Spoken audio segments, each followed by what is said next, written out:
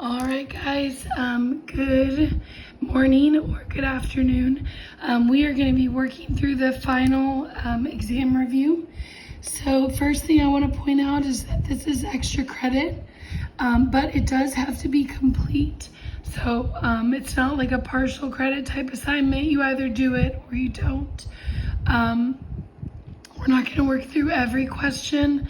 I am doing this review from home while I'm sick, so you can tell that I had to write my equations in because my home printer was out of black ink, so I had to print it randomly in red ink. Trying to be a little resourceful here so you guys have a video to work with. So take a look at number 1. It says to find the zeros. Okay, remember the way that we find zeros is by taking the equation and setting it equal to 0. Okay, then typically our goal is going to be to factor. So when I'm looking at that equation, I see that most of those, or actually all of those, can divide by x. So I'm going to pull my x to the front here, and then I'm going to put whatever's left over.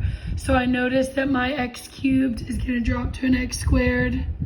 My 5x squared is now just a 5x. My 14x is now just a 14. Okay, then from there, I'm going to take the remainder of this equation and I'm going to set up a t-chart. So I have a 1 times a negative 14. I could do 1 times 14 or 2 times 7.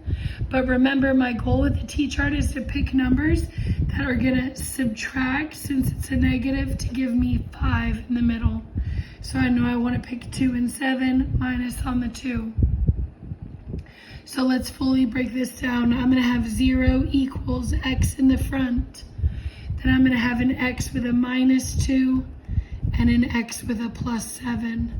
Okay, also remember, why did these numbers in the chart end up being the exact numbers in the parentheses?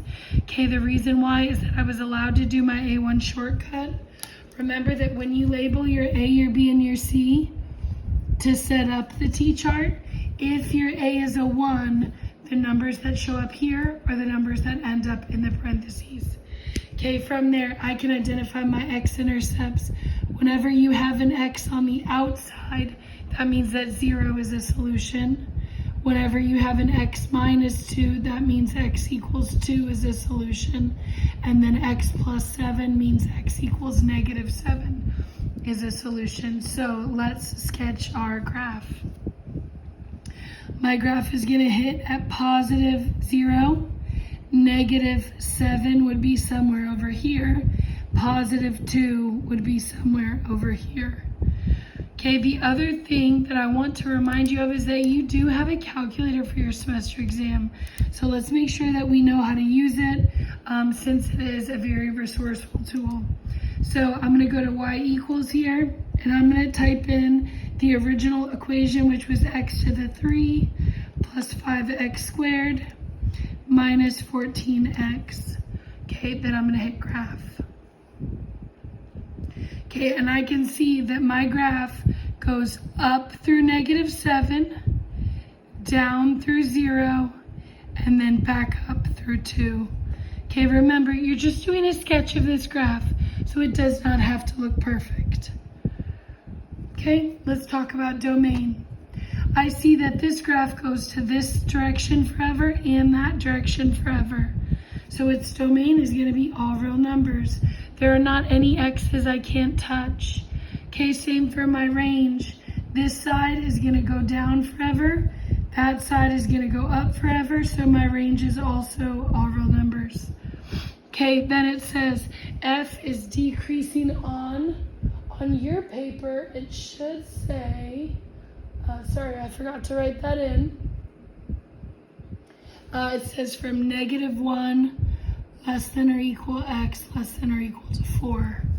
Okay, and so if I look at my graph, okay, I can tell negative 1 is like maybe here-ish, and negative 4 is like up here. So I'm really just looking on that section of the graph.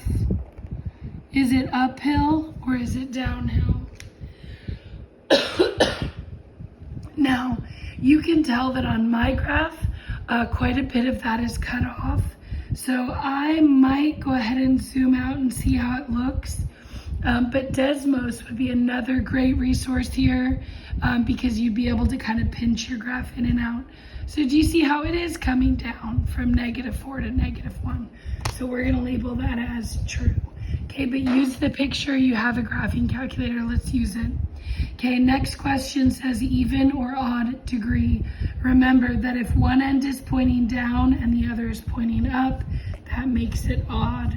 Okay, if you want to make a note for even, ends point the same way, point same way. Okay, versus for an odd, like this graph, you'll see I circled odd. That's because your ends are pointed opposite. This one's down, that one's up. Okay, the next thing it asks you to do is to label end behavior on the graph. So remember, for end behavior, you're basically saying as X approaches this, Y approaches that. So let's do the right end first.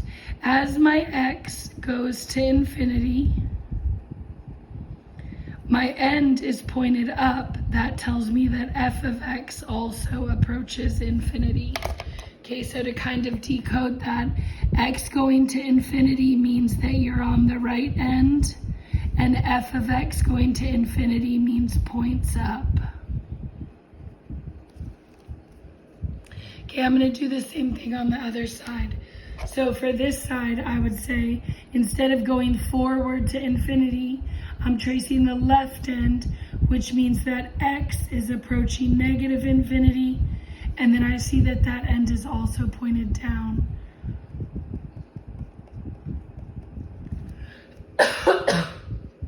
Excuse me.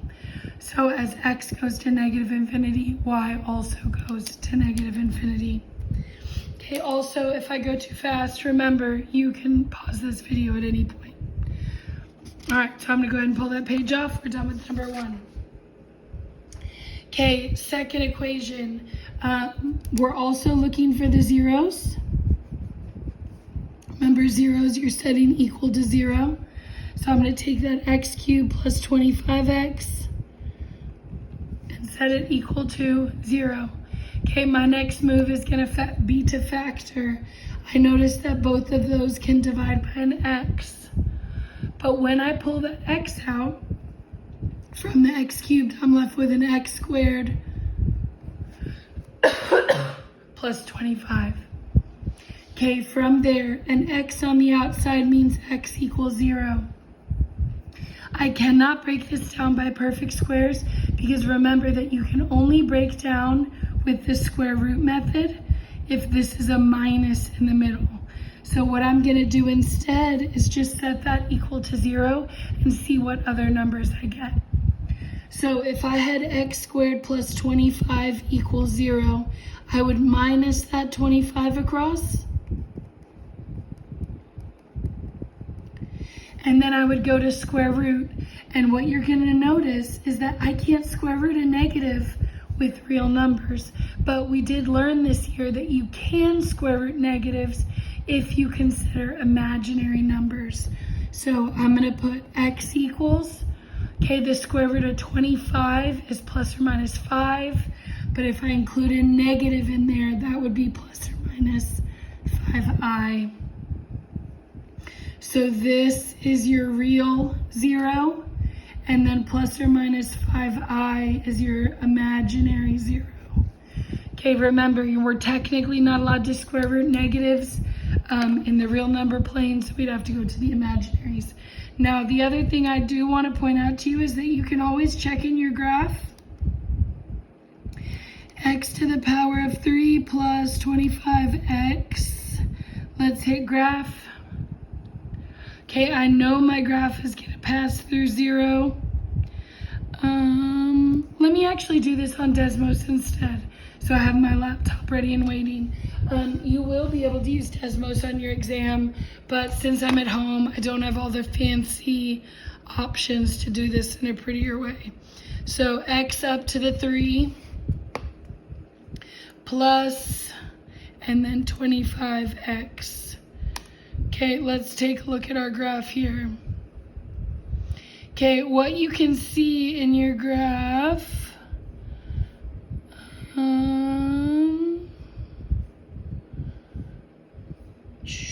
this graph is just very steep.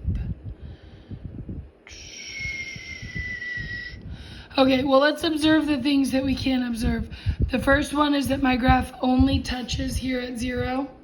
Okay, you'll notice. And then this one must be really zoomed out, where I don't know if you remember, but in class we talked about an imaginary root is when your graph goes up through 0 like it does in the picture, and then it kind of levels off and then keeps going up.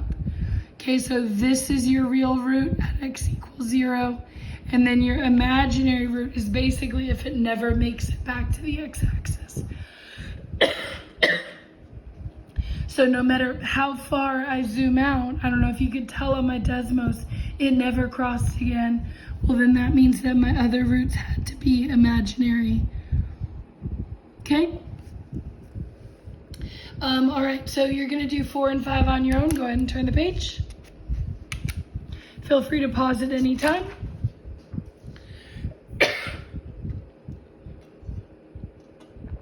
All right, take a look at number 6 for me, please. First thing they ask you to do is your horizontal asymptote. Remember, that's your Bobo, Botten, Betsy rules. Okay, I noticed that this is a Betsy because I have an x squared and I have an x squared. Okay, remember, Betsy means both equal, divide the coefficients. So if I want to do 2 divided by 1 in the front, okay, 2 divided by 2 is 2. Okay, then from there, everything else, I'm gonna have to factor this. So if I'm taking a look at the top, I notice those can both GCF and divide by 2. So I'm gonna pull that 2 out to the front. My 2x squared is now just a loner x squared, and my 18 divided by 2, now that's a 9. Okay, and then before I even look at the bottom, I notice this can now break down again. Okay, that's a difference of perfect squares. So x squared is going to break down into x, and then the square root of 9 is plus or minus 3. Okay, but remember on that other one, it was an x squared plus 25. That's how come I couldn't break it down the way I was able to do this one. Okay, then take a look at the bottom. It's an x squared plus 4x plus 3. And then I see, oh, that part, that's going to need a t-chart. So I'm going to set my t-chart up over here to the side. I'm going to do a times c is 1 times 3. That gives me 3. And the only way to get 3 is 1 times 3, which also conveniently adds to 4. I also noticed my a is a 1, which means a1 shortcut. So it'll be x plus 1 and x plus 3.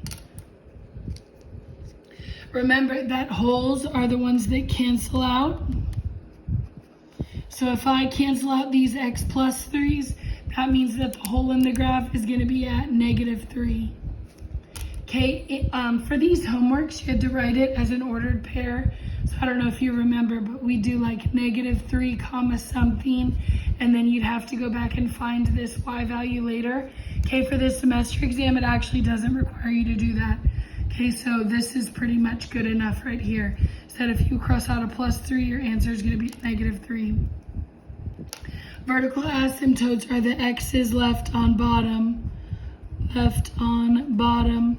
Okay, so I notice that I do have an x left on bottom, but it's a +1, so I know that it's going to be at -1. 0 is the same as an x-intercept. Those are your x's left on top. And I notice that I do have an x left on top. It's an x -3, so I know that it's going to be at +3. Also remember that for that one for your homework, we would say, oh, what's the partner? 3, 0. Okay? So then for the rest of these questions, we're pretty much going to have to graph this. So I'm going to set up a little grid over here. Okay, I know that at -1, I'm going to have a vertical asymptote.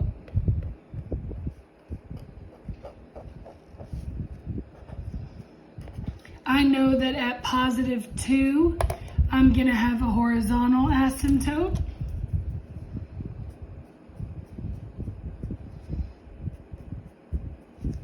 Okay, and then I know that I'm going to hit the x-axis at 3. So we'll go 1, 2, 3. I know I'm going to hit it somewhere right here. Okay, but then for the rest of the graph, I'm just going to look at the picture. Remember, you have a graphing calculator. So I'm going to come right here. Remember, typically you're only typing in the parts of the equation that did not cross out.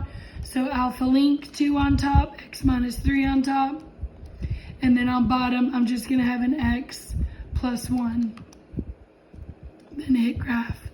Now, you'll notice that my graph is super zoomed out. That might make it a little bit harder for me to get a good picture of what the graph looks like. So if you hit zoom right here, go down to standard. Okay, that's the regular window that you always start with before you kind of mess with it. And then I can see, oh, here's my graph right here. And then here's my other piece down here. Okay, notice that those ends of the graph are gonna bend close to where those dotted lines are. Now, there's one thing that I have not graphed yet, and that's the hole, but I know it happens at negative 3. So if this is negative 1, then I'll count back. This would be, well, let's say negative 2, negative 3, and then I can just kind of draw the hole in right there. Okay, when I'm looking at my domain, okay, domain is how far to the left your graph goes and how far to the right it goes. I see this end goes to the left forever. This end goes to the right forever, but there is one x that I can't touch right here at negative 1. So I'm going to put for my domain all real numbers except x cannot equal negative 1. And then if you want to put because VA at x equals negative 1 means can't touch. Okay, if you have a vertical asymptote at negative 1, then you can't touch that x value anyways. Okay?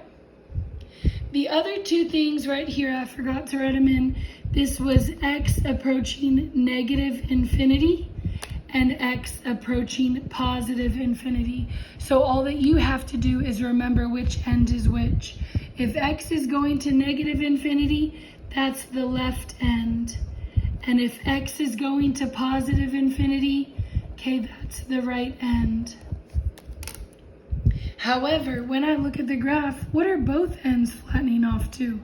As I go to the left, I'm getting closer and closer to this line at 2. As I trace out to the right, I'm getting closer and closer to a y value of 2.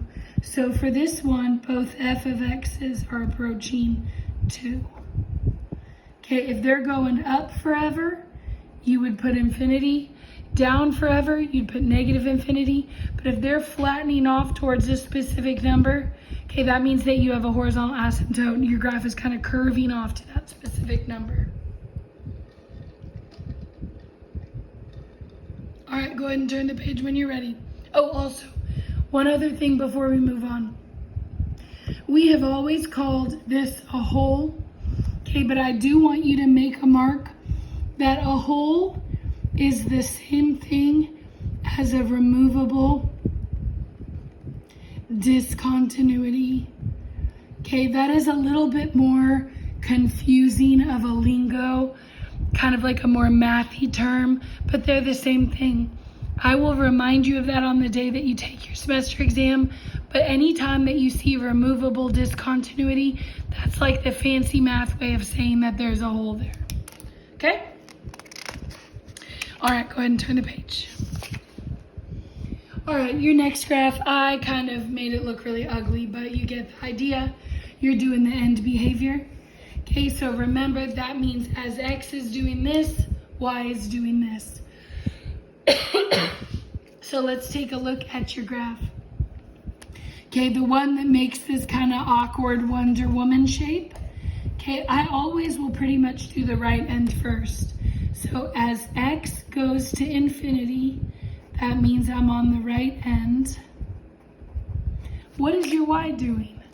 Okay, if it's pointed down like that, then your f of x is going to negative infinity. Now, if it was flattening off, well then fine. I'd put whatever number that is. But if it's just going down forever, that's a negative infinity. Okay, now take a look at the left end of the weird little W shape. Okay, my x is going to negative infinity because I'm tracing to the left. But my y is doing the exact same thing. It's going down, down, down forever and ever and ever. Okay, so then I would say, all right, well then for that side, my f of x is also going to negative infinity. So it is possible for your ends to be doing the same thing or different things. Now take a look at this second graph. Okay, I know you can't see this other part as well, but this is an exponential growth graph. So let's do our ends. Let's do the right end first. As my x goes out towards infinity, that's the right end of the graph. What is your y value doing? It's going up, up, up, up, up, forever and ever and ever.